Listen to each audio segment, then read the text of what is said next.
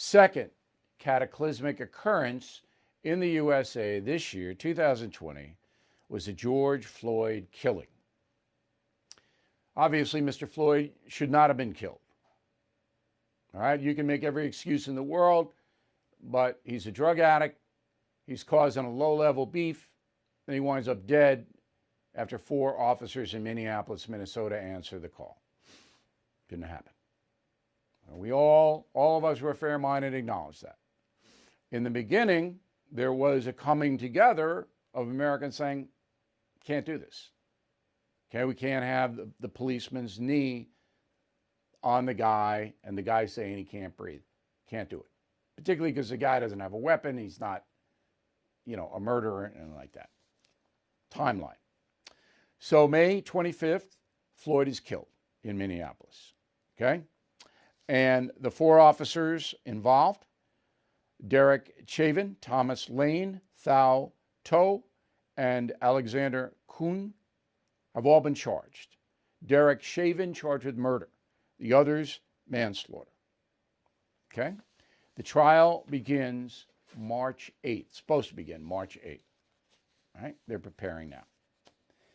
So almost immediately, there were demonstrations in Minneapolis. You saw them. Everybody saw them. And they were violent. And that was on May 26th. Tear gas, demonstrators, vandalizing, looting. Minneapolis starts. The next day, Memphis, Tennessee, Los Angeles, California erupt. Same thing. This was copycat. They saw Minneapolis. Then they run out in Memphis and LA. On the 28th, 2 days later, we got New York City, Denver, Louisville, Kentucky, and other places. Same thing. Copycat. Burn it down, loot it, attack the police. Day 4, Atlanta and New York City. In New York City, particularly bad, largest city in the country. Cops stood by and didn't protect the businesses.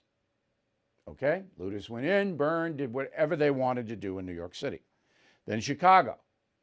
Okay, weekend of May 31st. All right, 18 killings within 24-hour period. Downtown Chicago looted, 85 people shot. 85 people. Okay, so this is now 5 days after Floyd's death. Got 85 people shot in Chicago.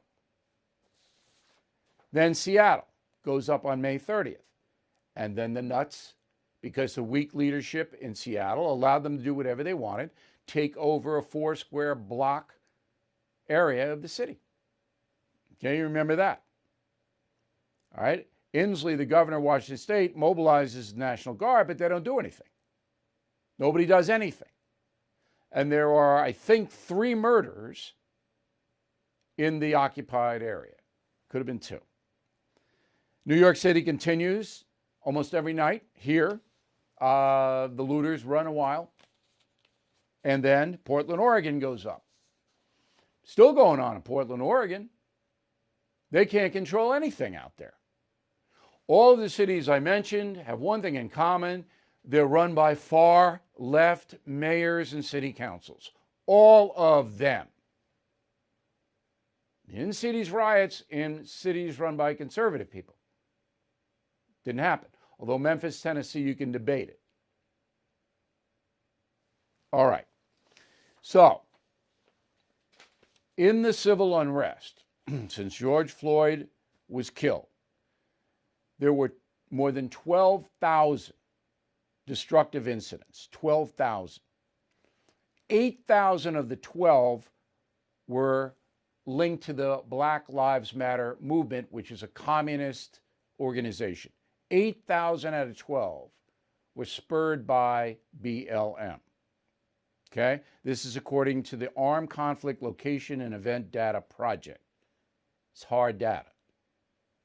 The estimated cost of the civil unrest, $2 billion. Cities have to pay that. No, taxpayers have to pay it. All right? More than 2,000 law enforcement officers hurt, many severely, 3 dead.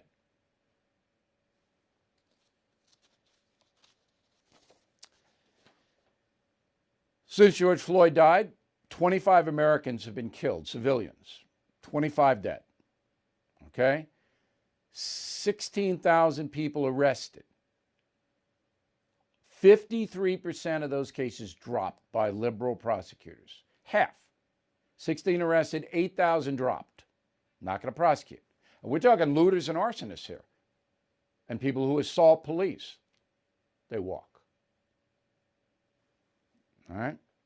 All of this combined stuff I just told you set back race relations in this country decades.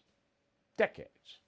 So in the beginning, everybody came together, all colors, so we can't have this George Floyd situation ever again. Everybody was agreeing, except for the lunatic fringe. Then after this, divided into racial camps. Now the media, of course, sided with the anarchists and the looters. They gave lip service, oh, we don't want violence. Don't. But they didn't mean it. They were happy. The more anarchy, the more disruption, the worse it was for Donald Trump. That's what motivated them. I saw the coverage. It was a joke. Well, I remember the CNN guy standing outside of the burning building. Most of the protests are peaceful. It was like a cartoon. Because the progressive left media knew they could sell anarchy, Trump would lose votes. And they did. But in the hearts of people, and I know this to be true, a lot of people said, look, we want equality of race in America, but we're not going to stand by and let thugs burn the country down. Now, I'll be called a racist for using the word thugs. It's okay. I'm telling it like it is, telling you the truth. People go, we're not going to let them burn down the city. And how do I know that? Because gun sales are at record highs everywhere. In fact, on Long Island, where I am, very strict gun laws here. You can't find a gun. They're all sold out. All right? So people are arming themselves. They're not going to let you come and burn our house down. Not going to do it. We have a business. You're not burning the business down. Okay. So we got COVID. We got civil unrest all in this year. Hey, Bill O'Reilly here. As you all know, the dollar is at a 10-year low, and November could spell real trouble. That's why I recommend you consider physical gold and silver, and the only company I do business with in this area is American Hartford Gold. You can call them right now. Make sure you tell them Bill O'Reilly sent you, and they'll give you a free gold coin on your first qualified order. Since I have been recommending American Hartford Gold, gold's up over 40%, silver over 60%. So please don't wait. Call them now. 877-444-GOLD Gold. 877-444-GOLD Gold, or text GOLD to 65532.